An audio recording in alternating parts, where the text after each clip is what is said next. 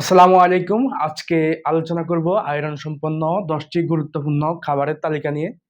তো প্রথমে বলে রাখি, আয়রন আমরা দুইটা সোর্স থেকে পেয়ে থাকি। একটা হচ্ছে অ্যানিমাল সোর্স অর্থাৎ প্রাণীজ উৎস, আরেকটা হচ্ছে প্লান্ট সোর্স অর্থাৎ উদ্ভিজ উৎস। অ্যানিমাল সোর্সের ভিতরে সবচেয়ে বেশি আমরা আয়রন পেয়ে থাকি কলিজা থেকে। তা মুরগির কলিজা হতে পারে, গরুর কলিজা হতে পারে। নাম্বার 2, রেড মিট অর্থাৎ গরুর মাংস হতে পারে। নাম্বার 3, ডিমের কুসুম। নাম্বার 4, সামুদ্রিক মাছ যেমন টুনা, সার্ডিন ইত্যাদি। প্লান্ট সোর্স থেকে সবচেয়ে বেশি আয়রন পেয়ে থাকি পালং শাক থেকে। এরপরে মসুর ডাল, কিশমিশ, ছোলা বুট, তিল, খেজুর। যাদের রক্ত স্বল্পতা রয়েছে আপনারা বেশি পরিমাণে উপরে খাবারগুলো খেতে পারেন।